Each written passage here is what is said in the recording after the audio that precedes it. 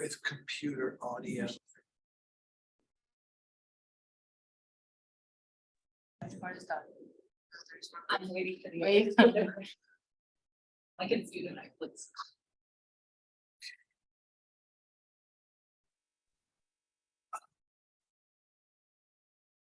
I also had a question regarding your assignment. Like, how big of it do you want it to be? Because like for me, I just wrote it like a para. I wrote half a page. I wrote a little less than half a Can you hear me out in Zoom land? page. Hello, yes, Okay, good morning. And you can see me, I think, right? I can see. Yes, clear. No, like half a page without double space, that would make it like so much. That's a little better. Okay, so I'm just gonna wait a minute or two longer to set all the technical things up, but I see there are people logged on, so I'm grateful for that. There are people in the room, so we're gonna get started in a second. I have to now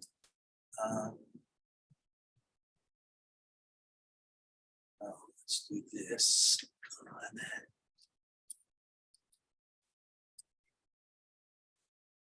there.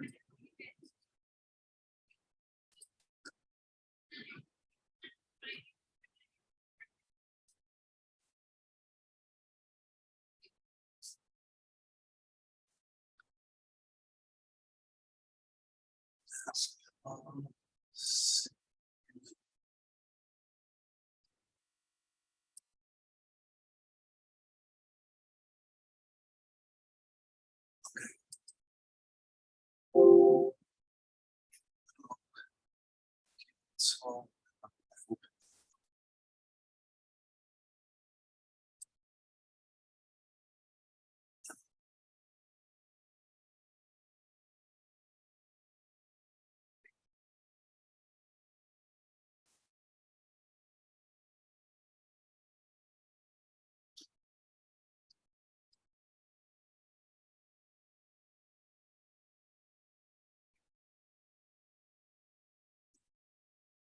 okay, next.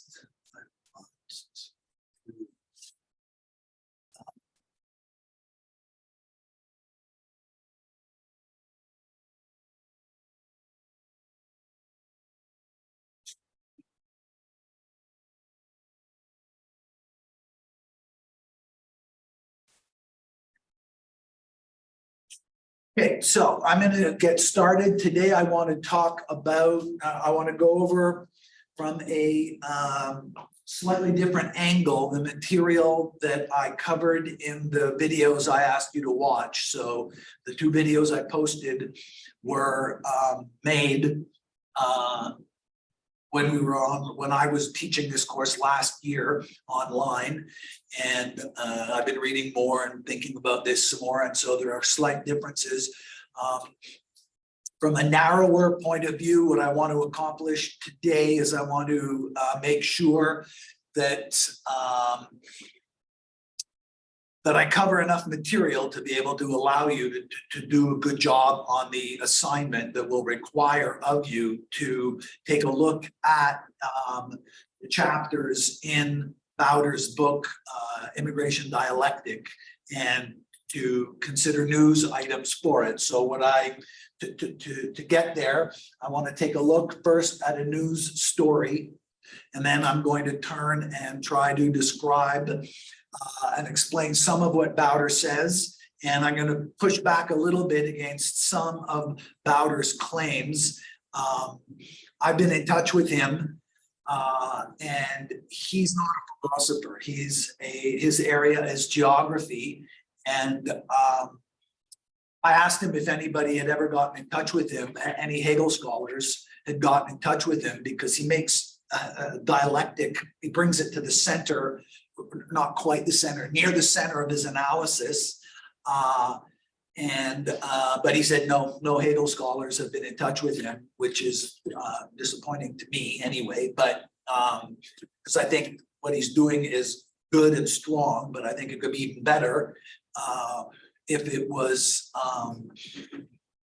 sort of reworked through some contemporary views of Hegel scholars and that related scholarship. So I'm going to try to do a little bit of that. Okay, so what do we have here? So we see now, this is a CBC News story from 2 days ago, and it's Ukrainians fleeing war help ease Manitoba's labor shortage. And so in part, the overall arc of this course is that I want to take a mainstream, very well documented, widely studied work of scholarship that covers the history of Canadian immigration policy. And I want to do what scholarship does, criticize it, but criticize it not like, oh, your haircut looks stupid. Criticize it in terms of analyzing and comparing the assumptions and the methods against the standards that are developed in the work, and comparing it to other standards in relevantly similar works of scholarship. And so, yeah. Are you sharing that thing? I think so. Can you see, oh, wait a minute, I would thank you for that question. Oh, do you see the news story on your screen out in Zoom land? No, okay, so No. how do I? Go to the Zoom Oh, app. share screen, right.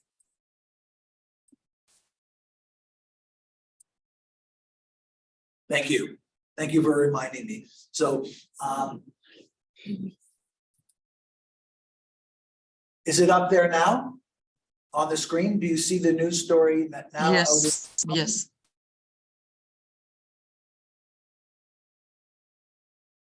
Okay, thank you, Stazel.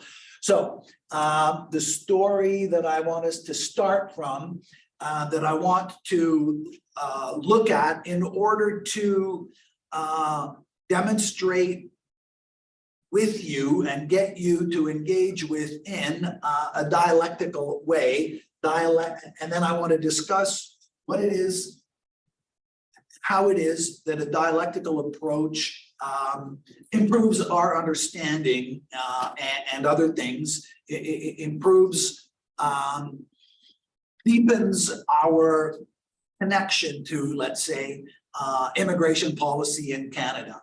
Part of it is understand it better, but that's only part of it, as I'll try to develop today and certainly, almost certainly at least next week also. So what is this news story? The news story is Ukrainians fleeing war help ease Manitoba's labor shortage. And the way often news stories work, which is in some kind of way the opposite of the way scholarship works. A news story starts with the particular and then builds to the universal. So they tell us the story of Konstantin Rolik. I'm not sure I'm pronouncing that anywhere near the way he would pronounce it, but I'm reading it anyway. So he was a musician. He's from Ukraine. There's a war in Ukraine, and people are displaced by the war. And so Canada is, on the one hand, welcoming them. And on the other, so we're doing them a favor, they're doing us a favor, is one way of interpreting this story. It's good for us and it's good for them. It's a win-win thing. So that's the general position. I want to make it a little bit more complicated. I want to demonstrate that the content of the story exists against a background. Canada, so one element of that background is Canada's all in on Ukraine's side in the current conflict. Canada has sent, I'm still trying to figure out, so I'm not exactly sure, and it's it remains unclear, I would say, through the government's position on this and through a great deal of through all of the media that I've looked at to try to get more information about this. It's not clear to me whether we're giving or lending Ukraine money. How much money are we giving them and how much money are we lending? It's not clear to me. What is clear is the scope of it. Enormous amounts of money are being spent on what is described as for Ukraine. One element of this, 3 or 4 weeks ago now, the Canadian government announced that we were going to be sending to Ukraine $500 million worth of tracking software, so some military thing. But we're buying it from the United States. So although we're either giving it or lending it to the Ukraine, that $500 million is being spent and is being given to US military contractors. So Ukraine asked for it. The Ukrainian government asked for it. We're giving it to them, but whether we're lending it or borrowing it, or if we're giving it to them, we're certainly borrowing the money. The Canadian government is in a deficit position. So all of the money that the Canadian government spends is money that has to be paid back. And so there's going to be interest on that. And that's similar to the Canadian government has enormous revenues. It's just that the expenditures are even larger. So whatever the gap between the total revenue and the total expenditures, that gap has to be paid for with interest. And so that $500 million is on the expense side, not the revenue side. It might end up being neutral. It might end up being positive in the long run. In a certain way, the justification for the Canadian policy, there's a dual justification for the Canadian policy. We're doing it because it's the right, the Canadian government describes our response as being motivated by a commitment, a worldwide commitment to democracy and human rights. And also it's being described as the fulfillment of our commitment to NATO, the North Atlantic Treaty Organization. So, and that commitment, in addition to whatever other kinds of justification, it's meant to maintain the current rhetoric describes it as the rules-based order. And those rules are describing it as a rules-based order is a morally neutral description of the motivation. Defending democracy is not morally neutral. It's a good thing. We're the good guys. We're on the side of the good guys is the position that the Canadian government is taking. The Canadian government, like almost all governments, almost all the time, the Canadian government positions everything it does as the good guys. We're always the good guys. There's no, we're never going to be out there saying that what we're doing, that we're the bad guys. What we mean by being the good guys, much more difficult. And the Canadian, the description of the Canadian government of our actions in Ukraine are incomplete, let's say. If it was the case that we were there solely, or that we were there defending human rights because that's what we always do, then that it would have to be true that everywhere always we were defending human rights, and that's not the case. Canada does this selectively. There are some instances of human rights abuses that for some reason we consider to be either none of our business or outside of anything we can do.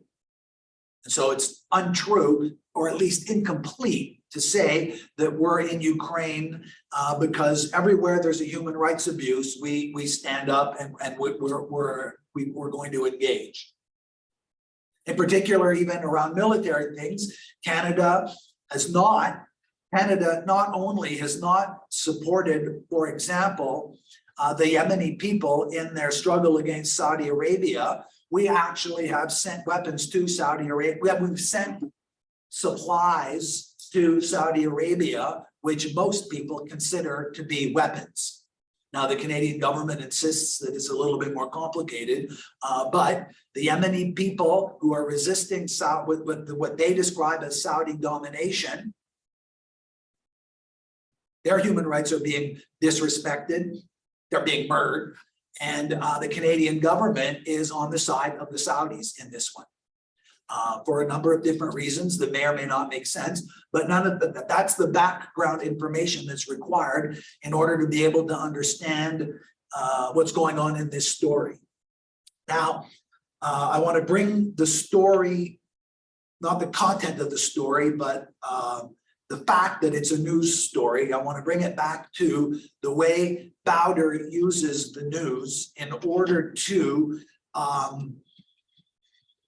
broaden his analysis, or in order to focus his analysis on Canadian immigration to Canada. Overall, his book compares immigration to Germany and immigration to Canada in order to demonstrate how the construction of national identity operates, in part at least, through immigration. And he compares Germany and Canada for a methodologically excellent reason. Germany is very largely not a settler nation. Germany, from the very beginning of Germany as a unified nation state, 1871, was unified on an ethnic basis. Germany comes into existence as the unification of the medieval landscape, the medieval political geography in Europe of Hesse and Saxony and Prussia and all of the German-speaking, not all, many of the German-speaking lands joined together to form one nation state, organized on the one hand, a linguistic basis, and on the other hand, on what was at the time and continues to be described and experienced as ethnic unity. The German people is a thing, an ethnic thing, and it's what constitutes the German nation. Canada, on the other hand, that's not been the history of Canada, as we've been looking at and as we've seen and as Treblecock and Kelly demonstrate, and as we've looked at a few other sources. Canada comes into existence explicitly through the creation in a allegedly empty place of a new nation. Yeah. But when you read the debates, when you read the coverage, when you read about it, even when you read about it in newspapers in Paris at the time or London at the time, which very rarely mentioned it, but every once in a while it comes up a little bit. The discussion in 1867 was the peopling of a place that is empty. That's how the story was told. We know better today that that wasn't true in 1867, and we will, perhaps not today, maybe it'll be next week, we'll consider that. But from Bowder's point of view, the comparison between Germany and Canada is that Canada starts out as a settler nation, as an immigration nation, and Germany starts out as a non-immigration nation. But in the late 20th, early 21st century, Germany is increasingly having to reorganize its own self-understanding, the way it imagines itself as a nation, in order to accommodate the fact of immigration. And Canada also is reimagining itself, but not as a consequence of immigration as such, but in terms of the changes in the way immigration fits into, on the objectively and subjectively fits into the reality of Canada in the moment. And so let me turn to my slides. I'm going to do it out of order though. Take a second to find the slide.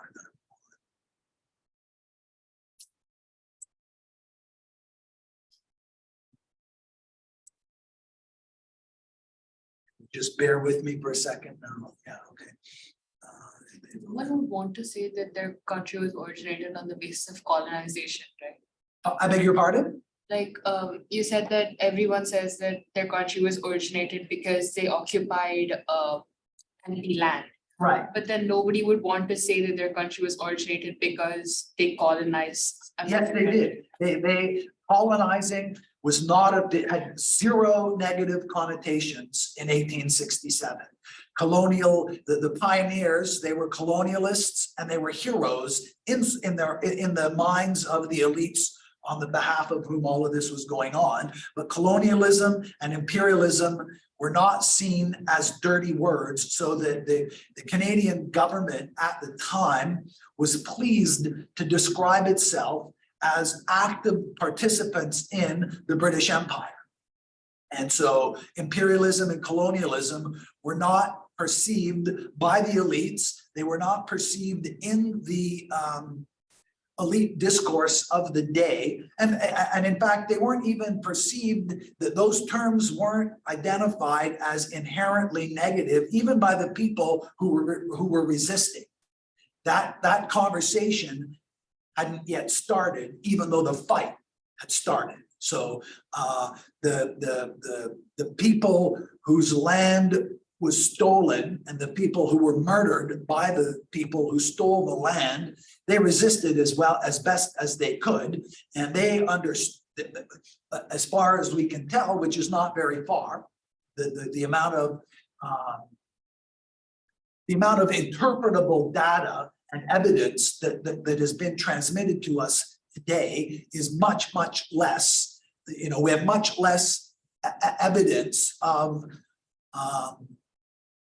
the indigenous side than we do of the colonizing side. And so that asymmetry is one accurate index of the power imbalance. That's not an unusual consequence of power imbalances. Power imbalances where they exist will often produce an asymmetry in the surviving evidence. It's an old maxim of history writing that history is written by the winners.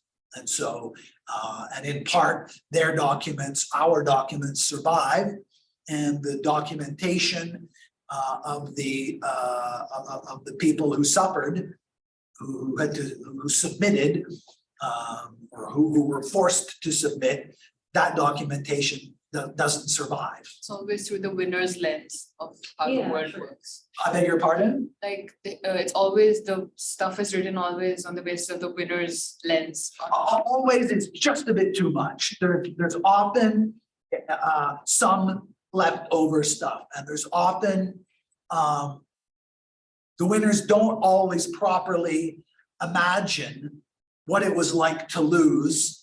And so even where, and sometimes especially where, they try to eradicate the traces of their victory,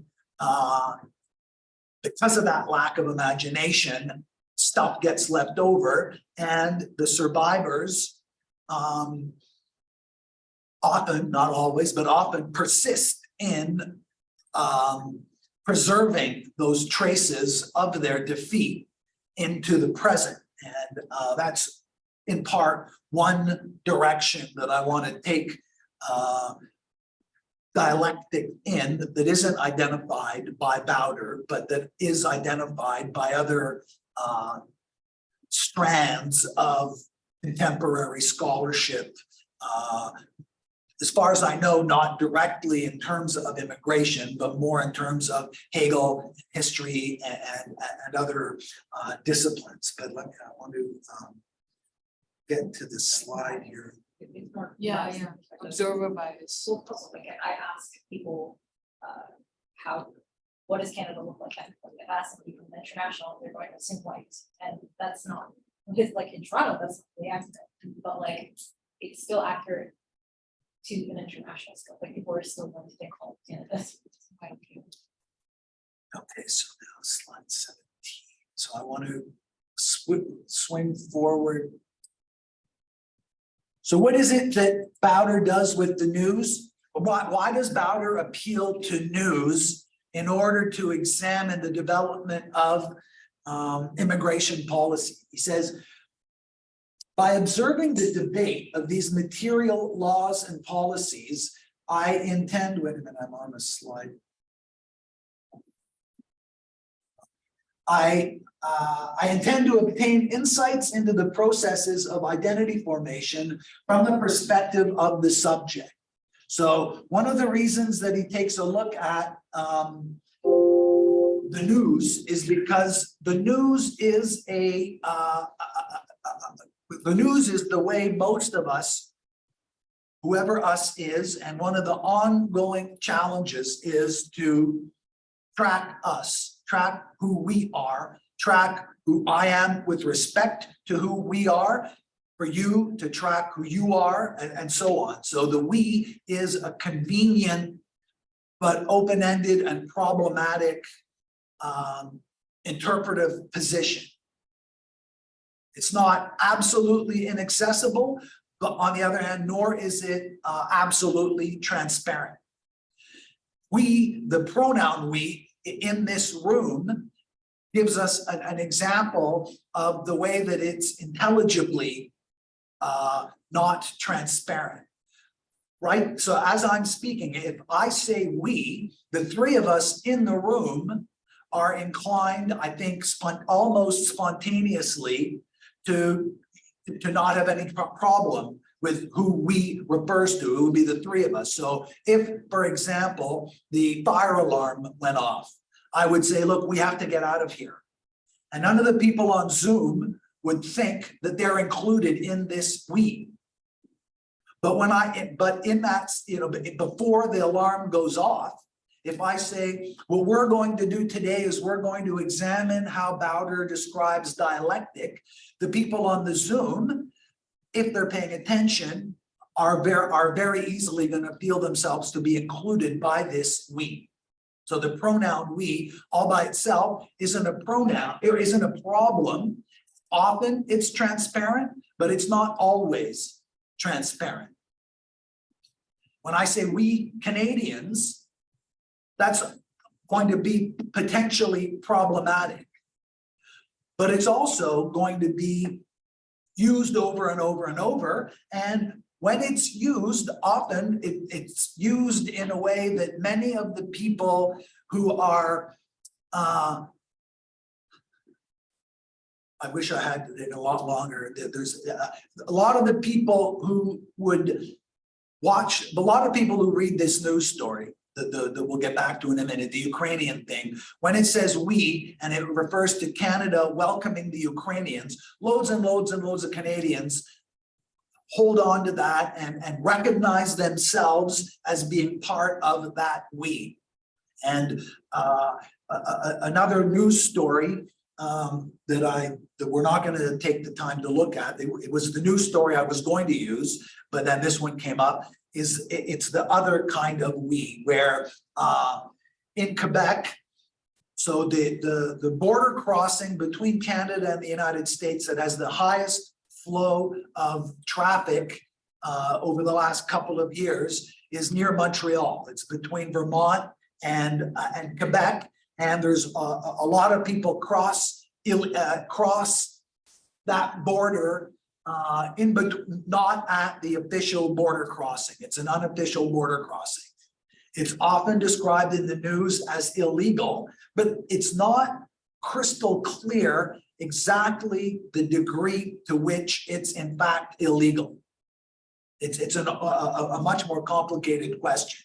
What is clear is that it's not a border crossing. At border crossings, there's people with hats on and people who have to be bilingual. Some of them have weapons and so on. It's an official bureaucratized thing. There's paperwork and so on.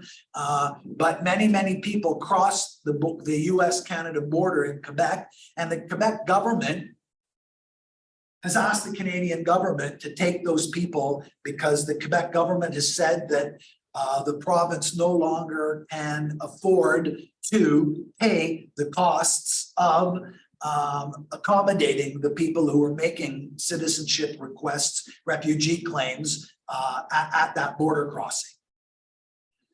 So the we there are the Canadian citizens who have to pay out of their pockets in order to accommodate those people making citizenship requests.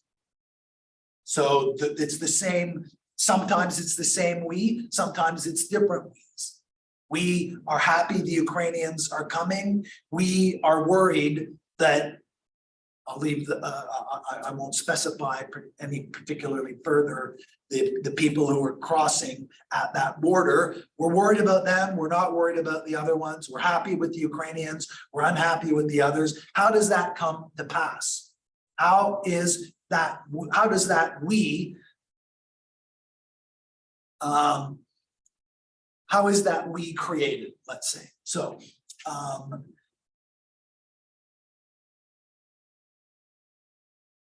now, Treblecock and Kelly, very early in the book, make the claim that rather than trying to understand national identity as a cause of of Canada's immigration policy, they want to look at it the other way around. They reverse the logic of the argument that national identity explains immigration policy. Wouldn't the we be created because of similar interests? Like, we have similar interests towards Ukraine, so we will include everybody in Canada. But we will not have similar interests towards the people crossing the border at Vermont. So that's why it's a different idea. So then the we is Well, separate. that's one way, certainly one way that we, that a we is created. Now, I get my marker out so that we can, but it's just a word, a sound. It's not always crystal clear. So there is, I wonder how I'm gonna, yeah.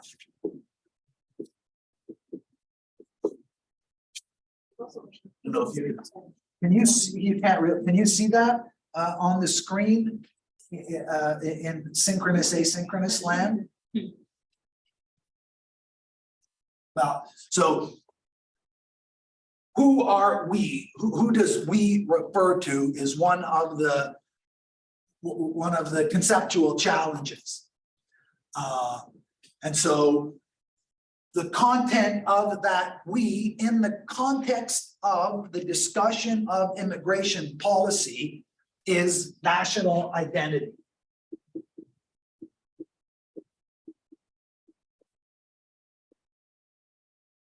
In its subjective and objective dimensions.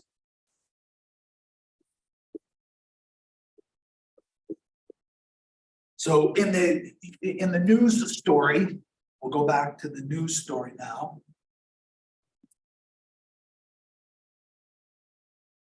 There's two things that goes on here. So this guy, John Garcia, I'm not positive how to describe it. John Garcia runs a construction company, and he's hired a number of Ukrainian expatriates who have fled Ukraine to come to Canada to escape the war. And on the one hand, what he's done is he's provided them with a job. The way it's described here is he's provided them with a job. So that's an objective version and an objective manifestation of it. But in addition to providing them with a job, at Thanksgiving, or maybe at Christmas, I forget what it was, he took them into his home. Subjectively, he made them feel welcome. So he bought them a hard hat, he paid for their construction boots. They need that to do the job, and he needs them to do the job. So arguably, maybe that's just a financial trade-off. But in addition to that, he went some ways to making them feel welcome by inviting them into his home, by sharing a meal at his house with his family. Both of those components go into on a way that I think everybody recognizes in their own lives. Their own sense of identity is composed of recognizably from an internal perspective, from the perspective of an I. We, in a certain way, is I plus I plus I. a little more. It's not exactly the same thing, but it's at least that. And so this I has its own identity. And this we is, among other things, my identity and your identity. You know, one way of trying to understand that is this accumulation across all of our different experiences of something else, the same thing. That's not quite as easy, and that's part of what we need to try to understand. Okay, so now back to my PowerPoint.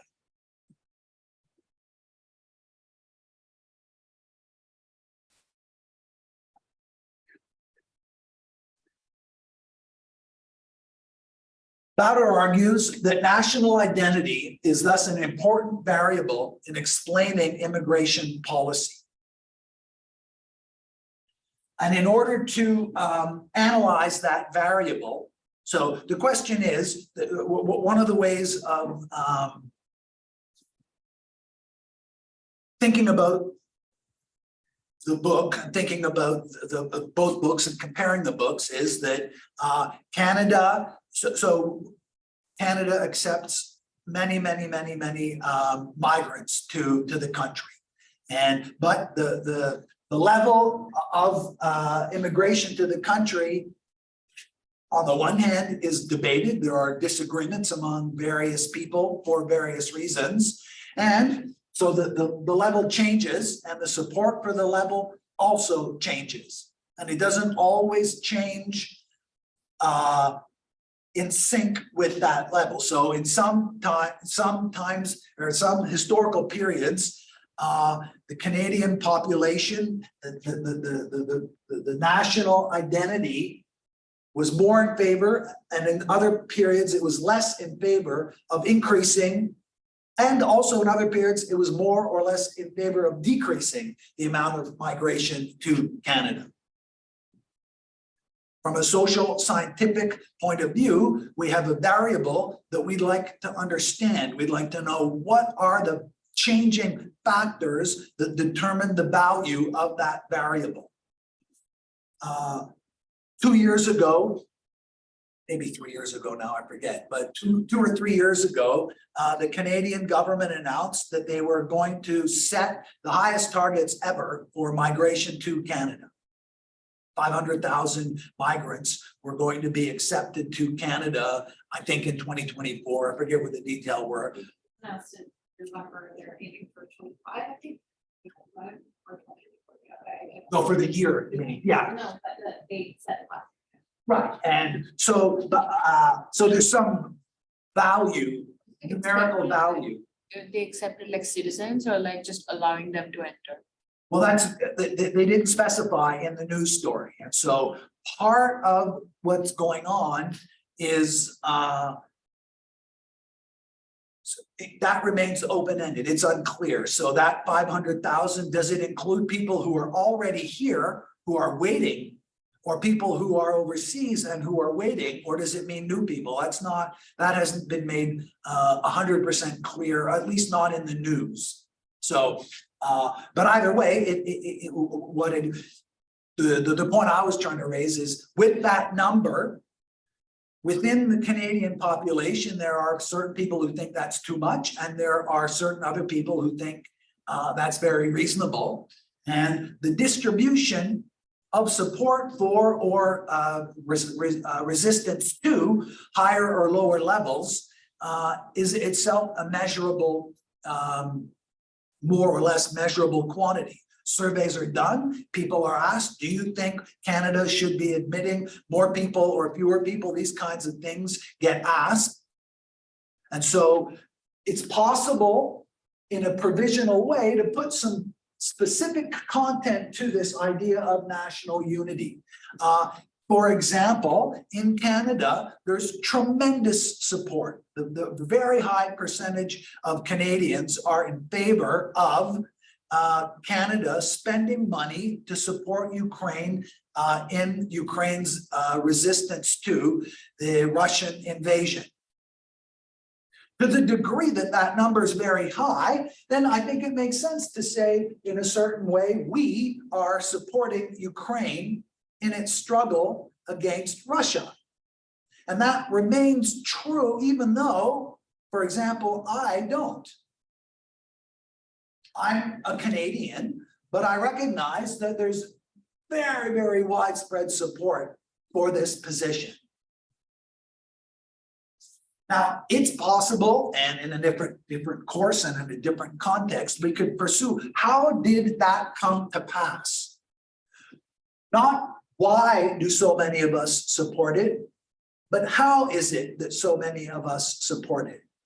In the context of immigration, it's from a social scientific methods point of view, an interesting question, because it does go up and down. And it doesn't go up and down, as Treblecock and Kelly, I think, do a very good job of tracking up until 2002, when the book was first published. I think there was a second edition, but or 2004 maybe. But they do a good job of demonstrating in a factual way up the up and down, and some of the factors, the correlated factors that everyone agrees are part of the picture. What's missing from their approach, that a dialectical approach proposes a possible solution to, is an understanding of the nature of that connection between the correlated factors. And one component that Bowder insists on is the process through which a national identity gets formed. In the chat. Oh, thank you. Chat. There's just people seeing if they can see the screen. Okay, so I guess it's yeah, that's the bottom. Okay. Okay. Now.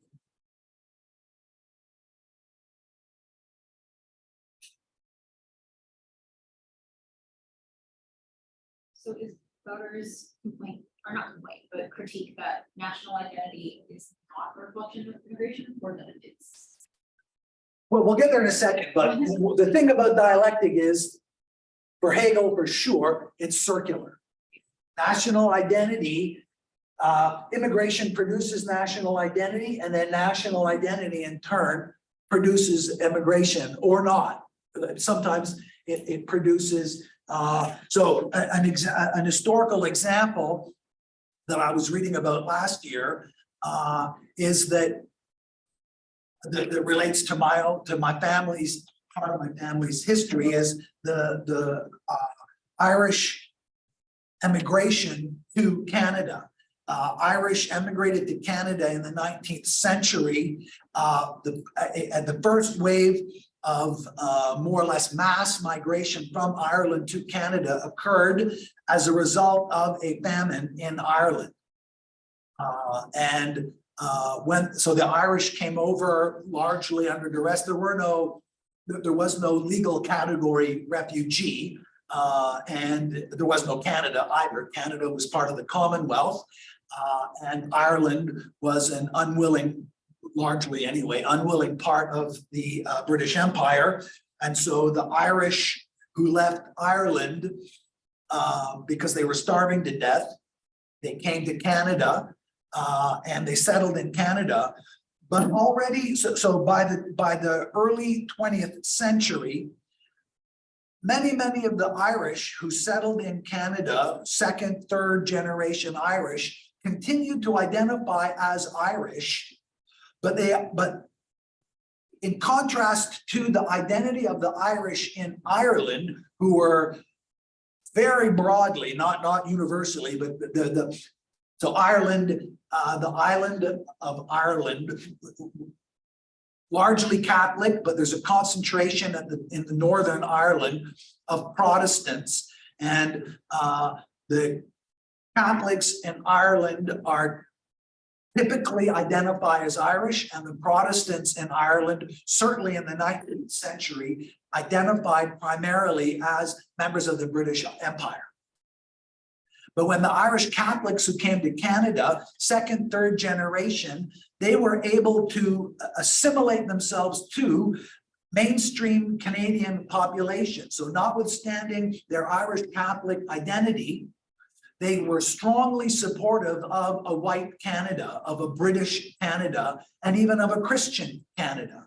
They adopted a different perspective from the perspective of the Irish people who were still in Ireland, who were increasingly anti-English. Irish nationalism grew over that very period. I mean, it grew in peaks and valleys, and the history of Ireland is complicated, like the history of everywhere, is complicated. There's no, the more you drill down, the more complicated it gets. But by and large, the Irish came to Canada and for the most part managed to see themselves as becoming members of this new community. Okay, so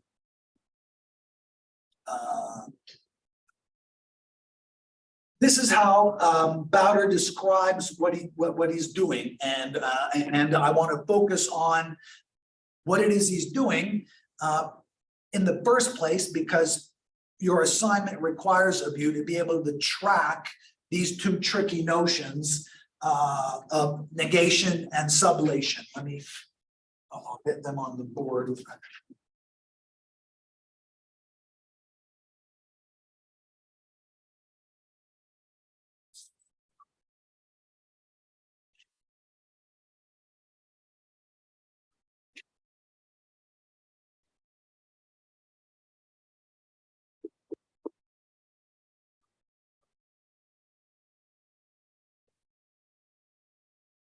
Sublation has the advantage of being unfamiliar, so that it doesn't bring with it misleading connotations. Negation's very familiar, but Hegel uses it in a way that goes against the grain of several of the ways that we understand negation, but we'll get to that in a bit. So in Immigration Dialectic, that's Harold Bowder, apply many of Hegel's ideas. However, rather than embracing his entire philosophy or system, I select elements of his work that suit the particular focus of my project and my quest for understanding the processes of national identity formation in the context of contemporary immigration. For example, I find a materialist perspective of dialectics much more appealing than Hegel's original idealist perspective.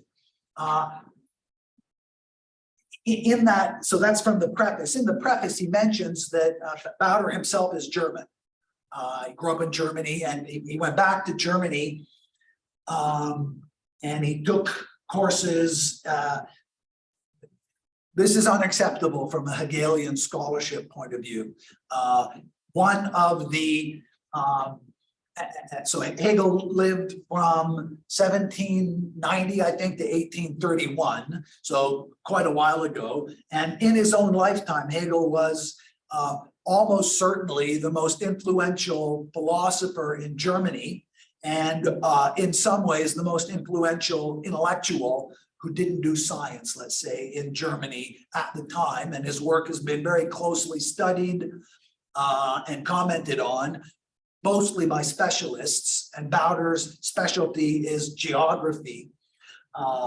So it's not like I blame him or anything, but there are shortcomings, there are avoidable shortcomings in this approach that I want to call to your attention. So, now.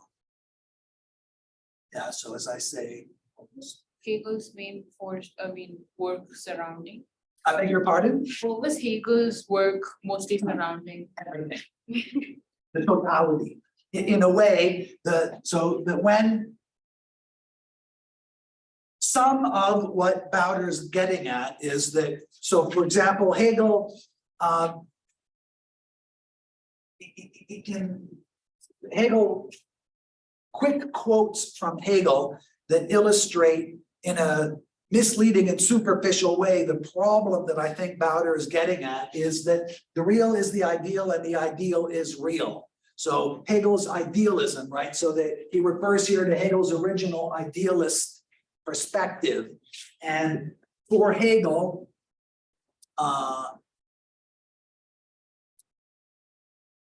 Hegel's view is that reality is the self-unfolding of spirit in history.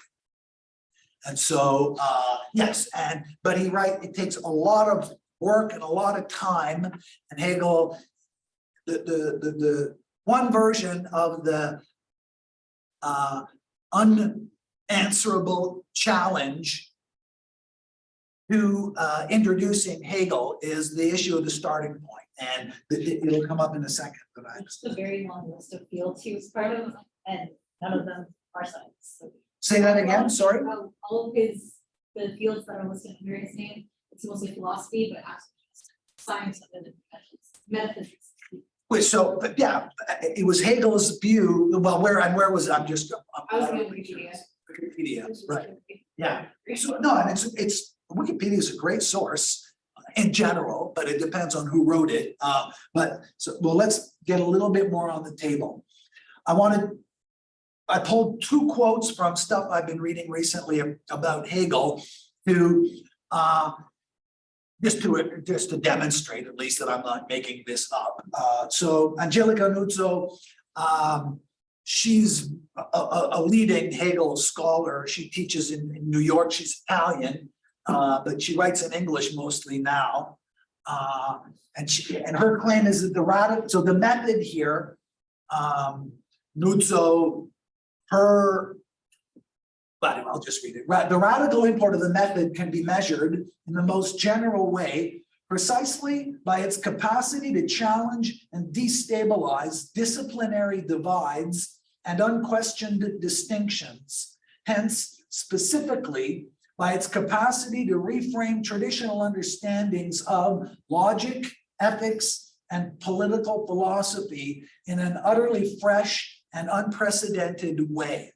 And this applies directly to the challenge I've been trying to articulate or the shortcoming of Trebilcock and Kelly's approach. Trebilcock and Kelly distinguish ideas, interests, and institutions in a more or less absolute way and in a more or less arbitrary way.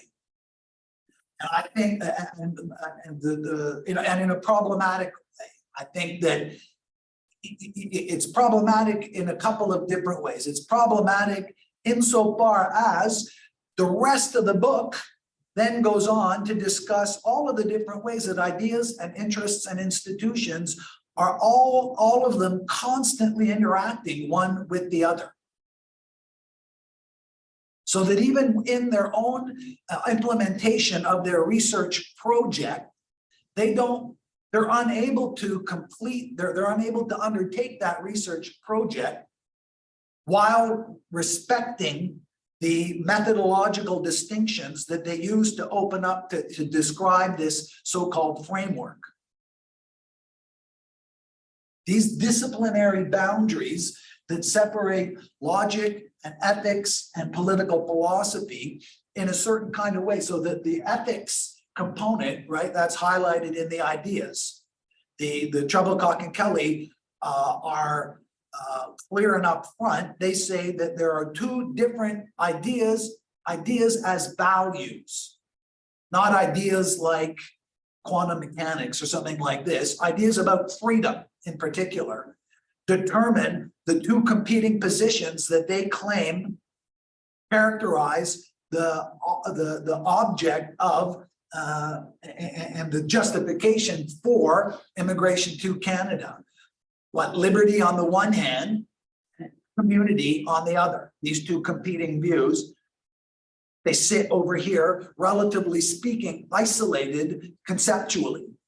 And then there's interests, and they describe those interests, the methodological terminology that they don't devote a great deal, not nearly enough analysis to, in my view, is what they describe as an austere public choice approach that is explicitly modeled, and at least they take the time, they add this one sentence, on their understanding the correct way to do political philosophy or to do political science really is to model political decisions on marketplaces. A marketplace understood as the pursuit by actors of their own self-interest. So you have on the one hand freedom, and you have on the other hand the marketplace, organized on two different logics on the basis of two different realities. Now, I'm not disputing, and Hale wouldn't have disputed, and I think they do a good job of demonstrating that both of those realities can be clearly demonstrated to have had an impact on immigration policy and the debates around immigration policy. What's missing from Trebilcock and Kelly's account is a way of describing in an understanding way, in a way that is more than just juxtaposing. There's more than just correlation available to us to describe these things. They interact with each other.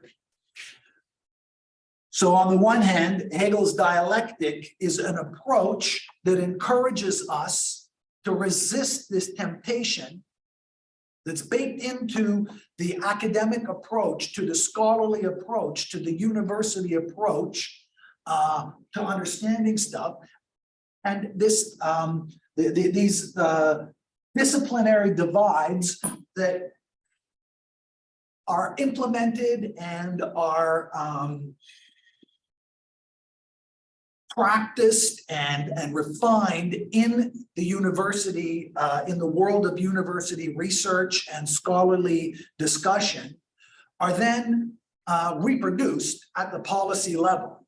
So when policymakers have these conversations, very, very regularly, the vocabulary that's used to carry out those debates is vocabulary that came from 10 years earlier, from the discourse in universities from 10 years earlier, when all the parliamentarians were at university.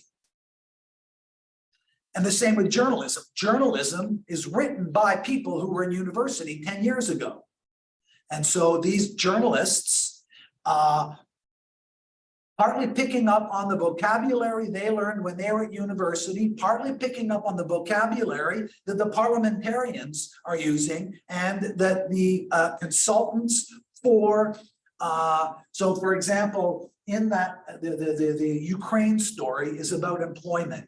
And Ukrainian migrants are good because they get jobs and they want jobs, as opposed to, they don't say this in the story, but the narrative of the story is, as opposed to all those lazy immigrants who come from other places, who don't want jobs, who just come here to live off our welfare system. That's the unsaid part of that news story. Ukrainians are worthy migrants, worthy refugees. They're worthy because the reason they left Ukraine is bad, and who they are when they get here is good. I'm not disputing yet, or I don't need to dispute that part of the story in order to illustrate how it maps back onto what it is we're talking about. So one component of the dialectic is that it encourages us to reflect critically at every stage on the framework that we're using to analyze these distinctions. To not simply accept this distinction, the untenable distinction, in fact, between freedom as liberty and freedom as community.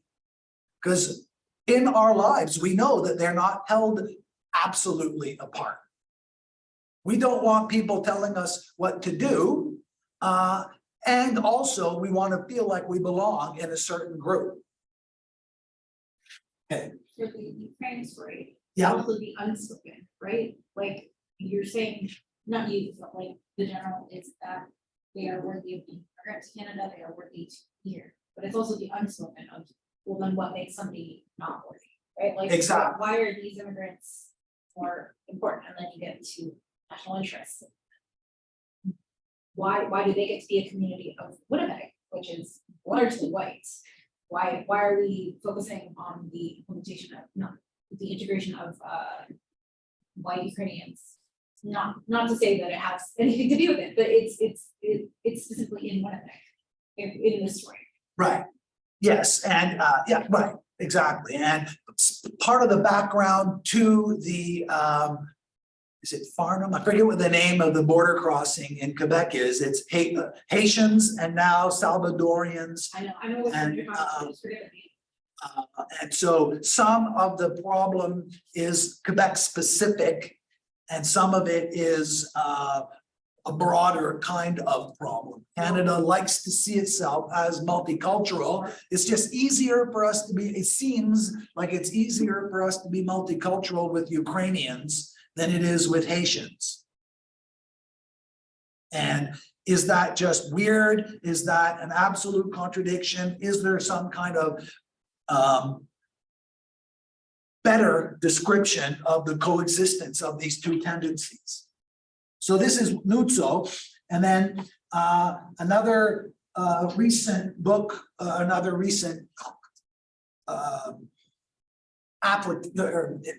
use, let's say, of dialectics is from Rocio Zambrana, and she writes, speculative dialectics interrupts the fixity that results from one-sided articulations of freedom structuring modern institutions, from philosophy to politics to religion. And here that I didn't want to cheat, I could have just left the word speculative out, but speculative is an important category in an important philosophical category in Hegel. Hegel describes his own commitment to dialectics in terms of its speculative potential. Hegel does not describe himself as an idealist, and he certainly doesn't describe himself as a materialist. Part of the disciplinary background to this is that in the social sciences, I mean, Hegel's problematic legacy in the social sciences is at least in part connected to the complex the complex operation of Hegel and Hegelian dialectics in Marxism. In Marxism, on the one hand, as a scholarly method, and also Marxism as a revolutionary political force. And those two exist and operate, at least arguably, in a connected way, but also for sure in separate ways as well. So Marxism was identified as the ideology of the other side in the Cold War. And it's during the Cold War that the university's role in public affairs, and in particular social sciences role and influence in politics, global politics, national politics, local politics, social science comes to have an important participatory role in policy following World War II during the Cold War. And a great deal of that policy was more or less closely connected to responses to the Cold War. The United States and Canada and most countries in the world positioned themselves to some degree with respect to the bipolar and tripolar world of first US and USSR, and then after 1949, USSR, China, the People's Republic of China, and the US. And in the bipolar and the tripolar world, there was capitalism on one side and communism on the other. The capitalist side never described itself as capitalist. It described itself as democratic. But it included all kinds of non-democratic countries in its side. As long as they were anti-communist, it didn't matter what kind of government they were. As long as they did not take money from the Soviet Union, and as long as, that's a sideline. What I want to say here is that another version, another component of dialectics is that it resists or another articulation of the point Nuzzo made on the previous slide, another kind of fixity, another sort of border that dialectics encourages us to look at skeptically, to be suspicious of, is the one-sided articulations of freedom. And that characterizes exactly the binary that Treblecock and Kelly used to distinguish the two ideas that they claim with loads of reasons. It's the one-sidedness that's the problem, not the content that's the problem. Freedom as community and freedom as liberty, those really are manifestations of the idea of freedom in the world, certainly, or at the very least, in the discourse about the world that has been carried out in all kinds of different contexts. What dialectic challenges is the one-sidedness of both of those descriptions. Okay, so now. So back to Bowder now. Here he described, this is how he wants to put dialectic to work in his analysis, and how I want you to do it too with those chapters that I lined up for the assignment. A range of different practices. Let me just check to make sure that the chat's still. Okay, so. A range of different practices illustrate the dialectical nature of national identity formation through immigration. So that's the target of his book. He wants to demonstrate the dialectical nature of identity formation through immigration. Who we are as Canadians is obviously, in an objective sense, the result of the last 50 years of immigration. One of the many different demographic data points that's used to describe the Canadian population and changes in the makeup of the Canadian population is the percentage of people whose parents were born outside the country. And up until the 1960s, that percentage flipped in the post-war world, partly following a global trend among rich countries where the birth control pill was introduced, allowing women to control their own reproduction, the consequence of which almost everywhere, almost cultural independently, women have fewer children when they have that choice. They have fewer women, religious women, non-religious women, rich women, poor women. When women overall have control over their own reproduction, the number of children per woman goes down. Why that is, if that's good, that's bad, questions that remain, possibly a separate question. The fact that is there though. And as a result of that, in Canada, that meant earlier in Canada than other nations, but now rich nation after rich nation. Japan, I think, has the highest rate of this in the world. Japan is a very rich country. They're not having kids either. So what happens is we're no longer producing children at a rate that replaces deaths. And that's against the background of a receding, an increase or a decrease in the age, increase in the age of death, right? So we're living longer. And even though we're living longer, we're still not replacing the number of people who die every year. So immigration, in order just to maintain the population level as it is a necessity. As a result of that, immigration is increased. And the places people are migrating, so the main difference in immigrant, like this, the central dividing line in immigration in Canada is pre-1960s, post-1960s. Pre-1960s, we had a white supremacist immigration policy. If you wanted to come to Canada, it was orders of magnitude easier for you to get to Canada if you came from a white country, a country with a dominantly white population. So, yeah, so before 1960, mostly it was white people of European descent coming.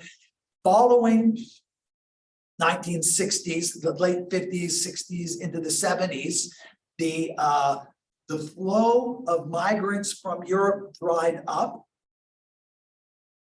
Laws changed to a great degree because of pressure from employers on the government to find workers wherever the hell they could. If they're not going to come from England and France, to a large degree, the employers, for the purposes at least of hiring, didn't care. What they needed were electricians and engineers and so on. And if you can't get them from London, then start looking abroad, start looking further, and that change also occurred. So since the 1970s, migration from all of those different countries has proceeded apace. And given that demographic input, national identity has changed objectively, and it's changed subjectively as well. Okay, so below I first examine how discursive processes of negation shape national identities. Then I discuss the Hegelian notion of sublation. So negation and sublation. We'll get into that in a minute. According to this, so sublation is also unhelpfully initially described as the negation of a negation. It's described by Hegel that way, and that sounds like you're back to zero. That's like the worst description of it, but yeah, sure. So the negation of that negation, we'll see in a second how it's not automatically idiotic, and it's not, especially in the English-speaking philosophical world, from even during Hegel's life, lots of people had zero patience for Hegel, and lots of people claimed that Hegel was just being difficult, so he said smart. I mean, for this specifically, I'm also fed up with Hegel. Don't worry. What's that? I'm also fed up by Hegel's good definition of sublation, but. Right. And the thing is, sublation is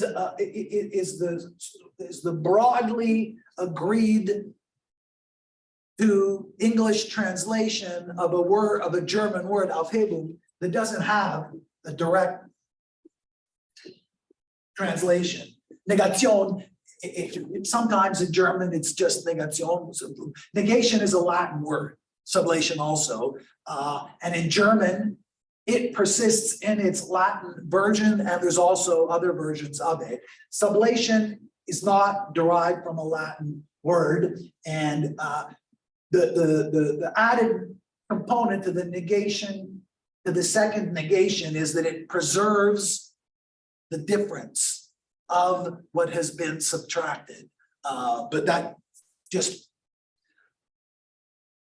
extends the lack of clarity to, so I want to try to get there eventually. I want to do negation first, because once we get a handle, as we get a better handle on what the first negation amounts to, we come to be in a better position to see how a second negation could be seen as moving forward, not either moving sideways or even moving backwards. So, which Hegel also called the second negation. According to this second negation, the dialectic of identity formation extends beyond the first negation to overcome the juxtaposition of the self and its oppositional reference point.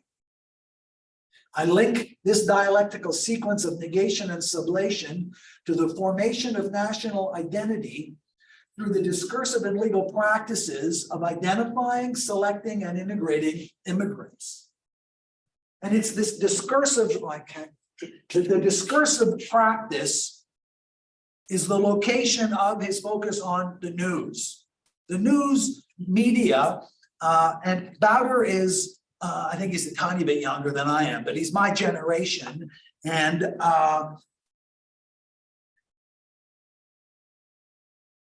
I don't know how directly related it is to it, but when I was growing up, the newspaper and to a secondary degree, the TV news were the only sources of news. And this is before cable news. There was no 24-hour news cycle when Bowder and I were growing up. The news was at 6 o'clock and it was at 9 a.m. the next day or 7 a.m. when the newspaper came to your door. And policymakers, at least since the end of World War II, but certainly since before, Hegel himself quipped somewhere, I think in a letter, but somewhere he said that for the modern, the vocabulary used for the modern citizen, the newspaper is his daily missal, which was Hegel grew up in a Protestant part of Germany, and the Christian church in its sermons would often have reading material for the congregants to help them organize their daily and weekly lives as members of a Christian community.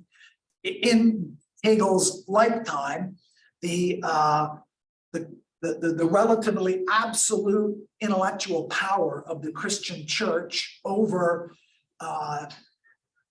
Europe was dissolving. And in part, it was being replaced by public media, newspapers. And so Hegel, in his own lifetime, identified newspapers as an important component in the production of the modern worldview, in the production of the consciousness of modern citizens. So when Bowder and I were growing up, we knew, we saw our parents reading newspapers and discussing, you know, whatever it is that grown-ups discuss, and we emulated that. And so when we got to be old enough, we started reading the newspaper, first the comics and then the other pages, and we watched the news and we became informed in that way. And on the news, we saw at least two different sources of information. We saw the Prime Minister or the Minister of Justice blabbing about, you know, what we're going to do, this law, that law, what's good, what's bad. And then we saw people challenging the Prime Minister. The journalists saying, well, Mr. Prime Minister, 3 weeks ago, you said that we would never do this. And here we are today doing this. How can you explain that? So there was this back and forth between the journalists pressing the policymakers and the policymakers pressing back against the journalists. And then this back and forth between the two of them, in part, produced the consciousness of the citizens. We never fully trusted the journalists, and we never fully trusted the politicians, but between them, they seemed to give us a more complete picture than either one on their own could, or did, let's say. So this discursive production of our national identity runs through. In the pre-social media day, it was much easier to narrow this down. There were only 3 news stations, English news stations when I was growing up, and 3 French news. I grew up in Montreal, so there was French TV and French radio and French newspapers and English TV and English newspapers. But there were only 3 or 4 of them. There wasn't 7,000 YouTube channels where any moron could get up and, you know, spout whatever they wanted. There was a much narrower range of options. And the range of options was more carefully managed. And so as a result of that, there was less fractured information. Typically, there was less fractured information. It was easier for the government to manage the newspapers, and it was easier for the newspapers to manage the government, which made it easier for the citizen to form an opinion. Now it's much more difficult, but by and large, at least so far, social science has not yet been able to catch up to the massive fragmentation of the news cycle. And so we're still stuck on that. It seems to me, I think when you read the chapters, Bowder, I think very clearly demonstrates the logic that he's describing of a negation and then a sublation. So, but what I want to describe first, I describe first the discursive component, and then the connection of the discursive component to the legal practices means the minister of justice. So that the news story, that not the Ukraine one, but the other story that I'd initially thought I would use about the Quebec government deciding to, because the Quebec government in Canada, the Constitution gives to the federal government control of the borders. The Quebec government cannot shut down border crossings. It's not in its legal job description. The government is constitutionally allowed and even required to handle the borders. So at the border, the Quebec government has no influence. Once someone gets into Quebec or Ontario or Manitoba or wherever, then the provincial government has a number of legally sanctioned tools. So the Quebec government asked the federal government, the provincial government of Quebec, asked the federal government of Canada to intervene in this particular context, using the legal tools available to the federal government to moderate, to identify, select, and integrate immigrants, in this case, to kick them out of Quebec, to send them to other places in Canada. Why were they coming to Quebec? In part because the US government is steering them there. And in part, the US government is steering them there because they're getting across there. From Mexico? From Haiti and from Mexico. They're going to New York City, and now the new mayor of New York, well, he's not so new anymore, but the mayor of New York City is now busing them to Vermont. He doesn't want them in New York. Some of them, the ones he doesn't want in New York, he's sending to Quebec. So none of the people crossing on foot at the border, maybe not absolutely none, but generally none of the people crossing at the border from Quebec are neonatal cancer surgeons or computer programmers. If they're in New York, they can get a job in New York, not quite no problem. And there's all kinds of other background challenges that face people in New York in other ways, but they're not being put on buses by Eric, what's his name, the new mayor. It's working class, untrained, so-called unskilled migrants that are being sent through from Texas and so on. Okay, so Trebilcock and Kelly insist that they largely, not completely, but they largely skip the discursive component that Bowder is focusing on so clearly. And they focus their attention on the legal practices, and the bulk of their analytic work, the bulk of their research is in trying to explain why,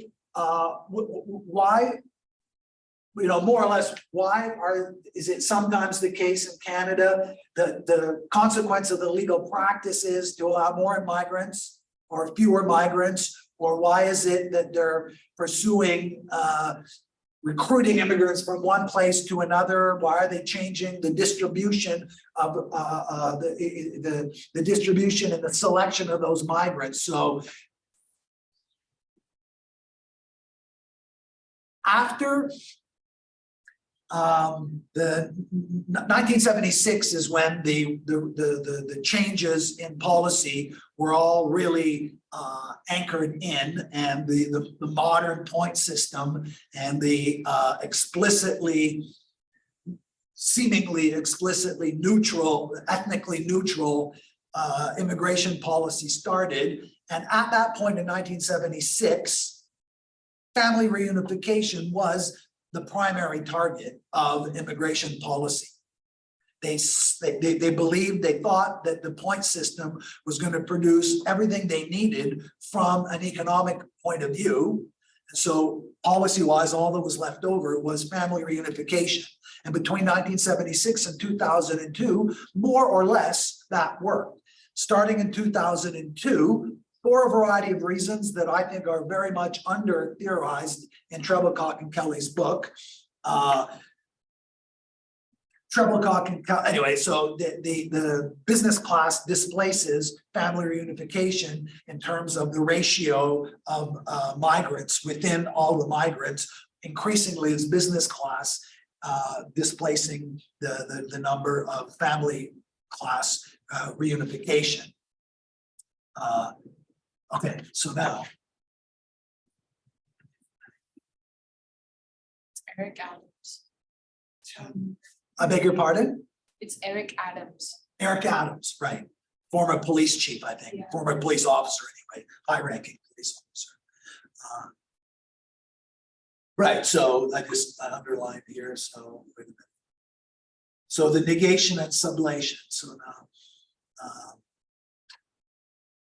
So now the title of our book, the chapters we're looking at right now is Immigration Dialectic, Nation, Imagination, Dialectic, or something along those lines. And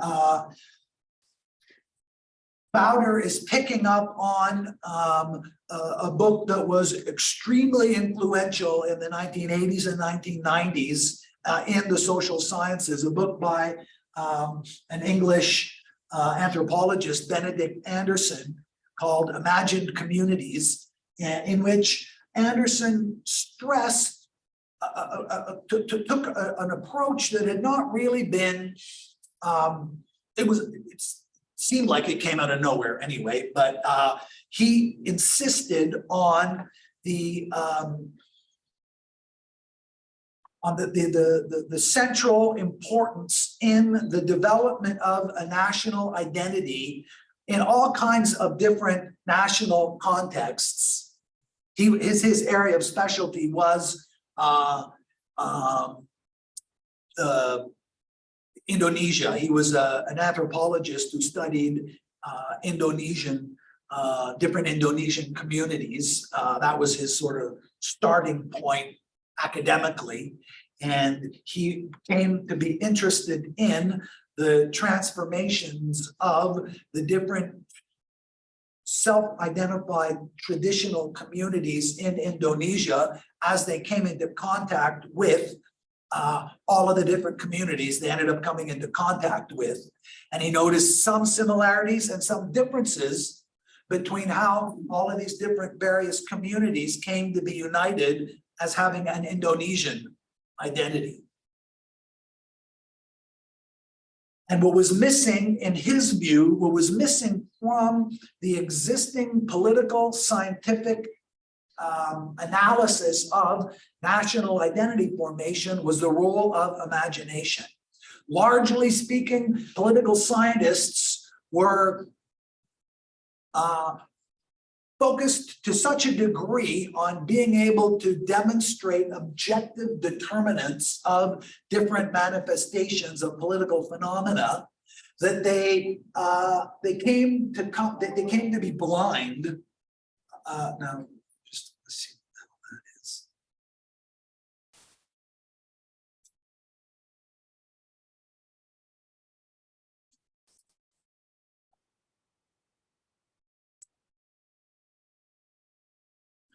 Right.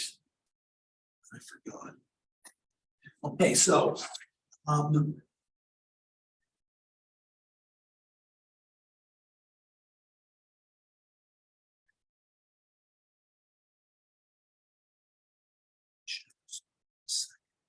Sorry about this.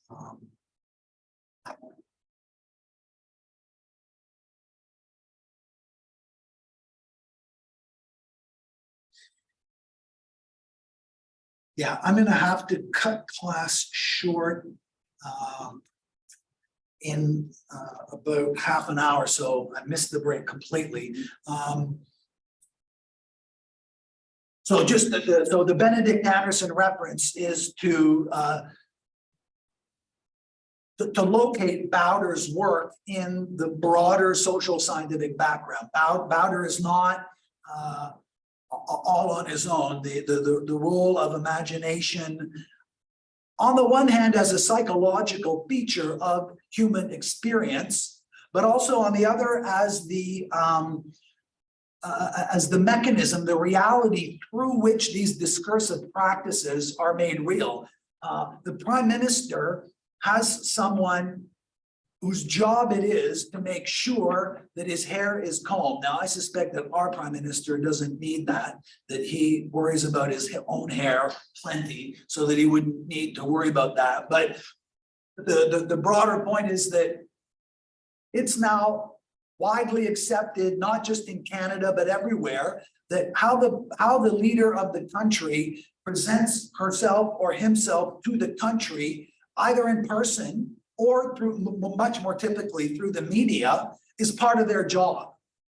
And the reason that it's part of their job is that it's easier, part of the reason is that it's easier for the government to get buy-in to their policy if the government has control over how it is that the people who are affected by those policies and the people who are going to make decisions at the election as a result of being affected by those policies, how they relate to the person of the Prime Minister. You know, that's one component. There's all kinds of other components. Our imagination is one of the mechanisms through which our behavior and our interactions are modulated. So dialectics, this interpretation this interpretation, so now I want to explain negation, and then I'm going to wrap it up with that, and we'll start with the second negation next week. This interpretation of immigration as the negation of the national self is the starting point from which I develop a more nuanced understanding of national identity formation. So part of the problem with Trebilcock and Kelly is that that from the very beginning, from the outset, in the framework they set up, there's only two mechanisms available to them. They only articulate two mechanisms: this back and forth between two versions of freedom, liberty on the one hand, or community, and then self-interest, the self-interest of organized groups who are sort of subgroups in the Canadian population.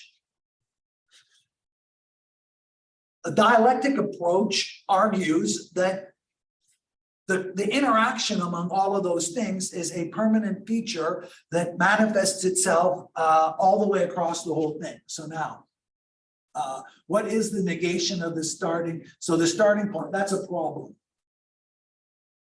I mean,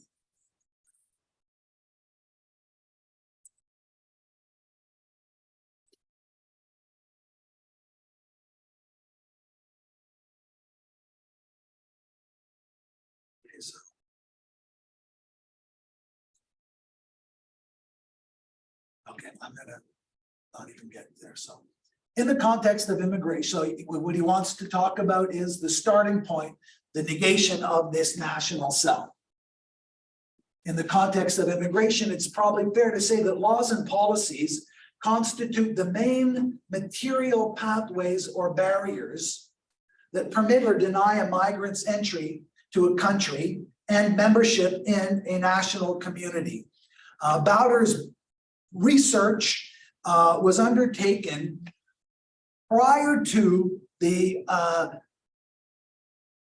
perhaps, you know, prior to the shift in Canadian policy that has clearly been undertaken, sort of at the same time, but it wasn't clear when Bowder first started doing this research. The temporary workers were going to become part of the seemingly permanent part of the immigration approach. Germany has had temporary workers for a long, long time. That's one of the ways that Germany addressed one of the elements of its national migration policy. They allowed workers to come without ever giving them any kind of national standing. In Canada, we didn't do that for the longest time. We for a variety of different reasons that are still unclear to me and widely debated in the literature. But over the last 10 years, Canada, for better, for worse, in my view, but either clearly at least, increasingly began to rely on temporary workers seemingly permanently.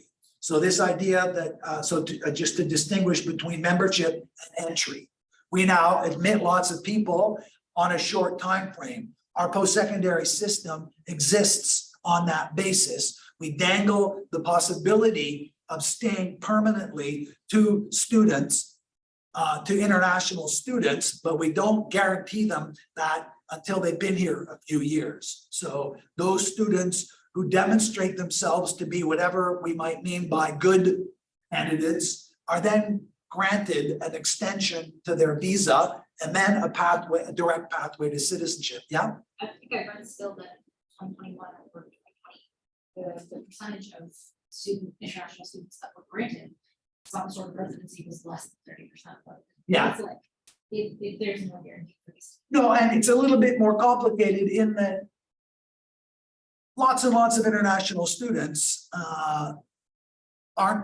don't come here in order to stay here. Then they change their mind, and so I don't know what a reasonable target would be. I don't know how many people are denied the one. Right. Yeah, right. But what's clear is that they're not offered it straight up, and so only 30% get it. That's significant if 70% applied, and it's meaningless if 30% applied, 30% got it. Then that would I think indicate that we're doing it exactly right.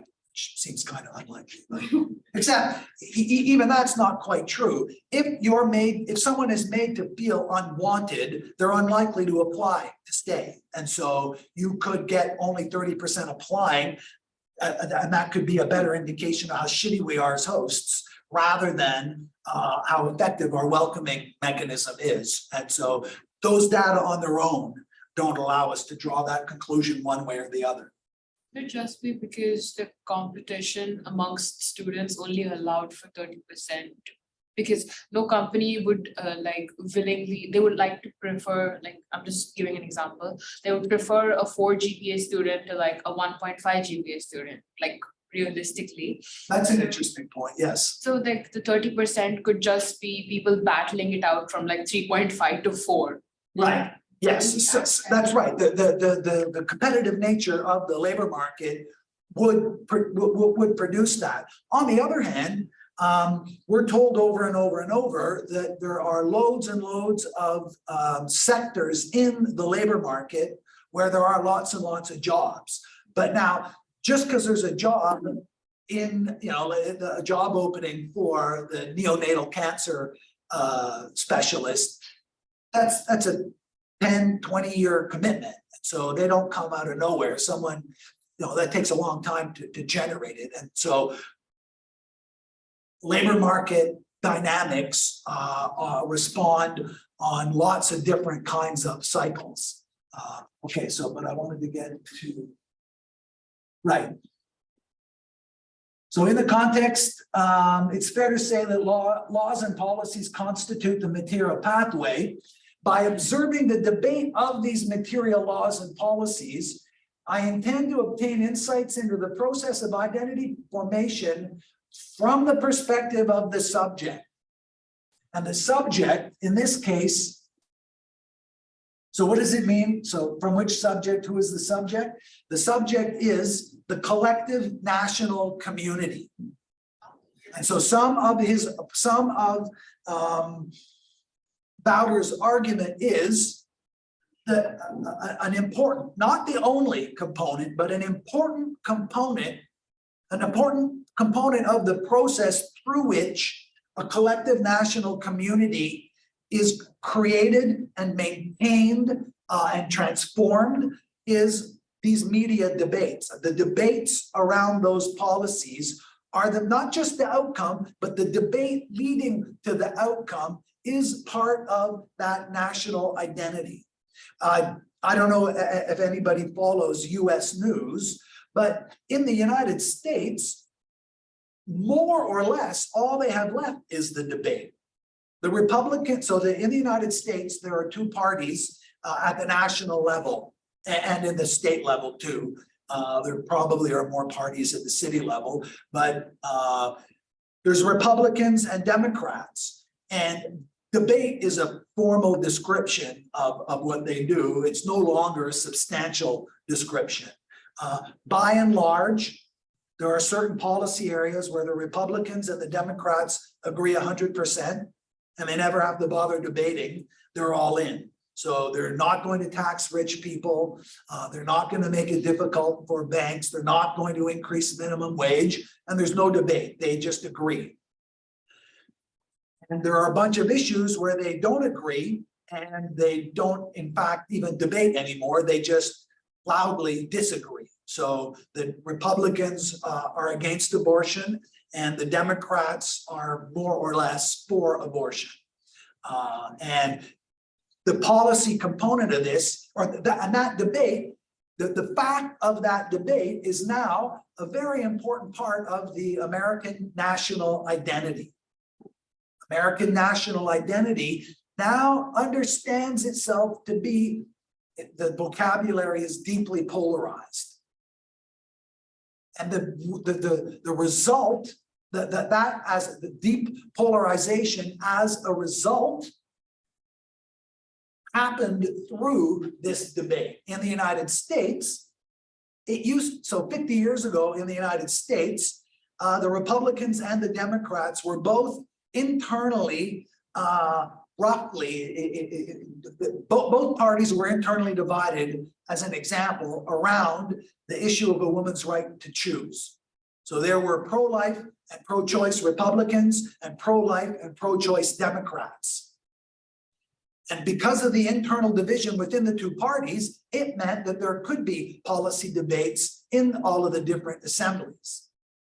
Now, there are no Republicans who are pro-choice, and pro-life Democrats are largely excluded from much oxygen in the Democratic Party. Okay, so it's in order to get a look at how the debates themselves shape the production of a collective national community that that Bowder tries to work out a negation and a sublation of those processes. Okay, so now let's see if I can get there.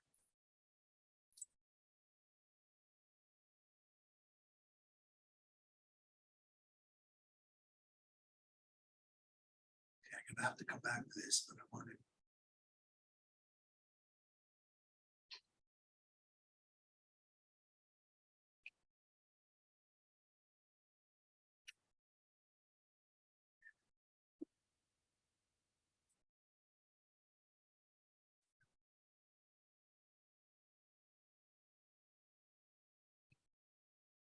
Sorry, I have to skip a bunch.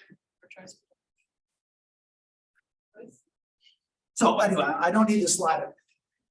The example of negation that Bowder gives is in the context of multiculturalism, Canada's national collective community, the collective national community, the identity of that came to define itself in opposition to the United States. And so the way what my slide said, I can't find it, is Canada is not America. As a first characterization of how negation can operate. But- That's such a strong part of national identity too. Like, I feel like a lot of Canadians I know are very adamant that that's a key component of being Canadian. Exactly. Now, this is a negation in a grammatical sense. It's clear how it operates as a negation.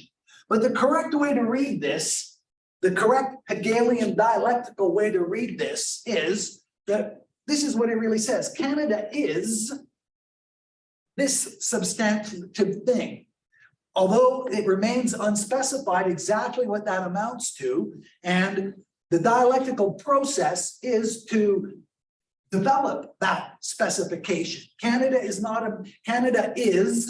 this thing, and what that is, one thing that is what we are not. So America is a melting pot from an immigration perspective, from an immigration demographic perspective. America is a melting pot. Canada is a mosaic. Right, so this is we've been led to believe that, and it's fairly clear that we do believe it. Not fairly clear necessarily that it's true, but that we believe it. And by believing it, things have, I mean, when so many people say they believe it, more people tend to, in fact, believe it. And when people believe it, they start to act that way. Today it's no longer acceptable the way it was more widely acceptable, even in my youth, to use explicitly racist vocabulary in social settings. And so in the 1970s, when I was in high school, in an almost all-white suburban high school, teachers would use words, not even in an angry way, that would get them fired today. Most easily with respect to discussions of indigenous peoples, but even in terms of other parts of the planet, that kind of thing, even in a classroom, was done, but socially 100%. Now, partly because the classroom demographic itself is different, but also because the national self-identity is different, that kind of vocabulary, at least, is no longer widely used at all. So part of the dialectical process is to specify through this negation of the other what we are. And so what we are, Canada is not America. America is a melting pot. We're not a melting pot. America, so when multiculturalism came on the scene, America was a militaristic nation. So they invaded Vietnam, and they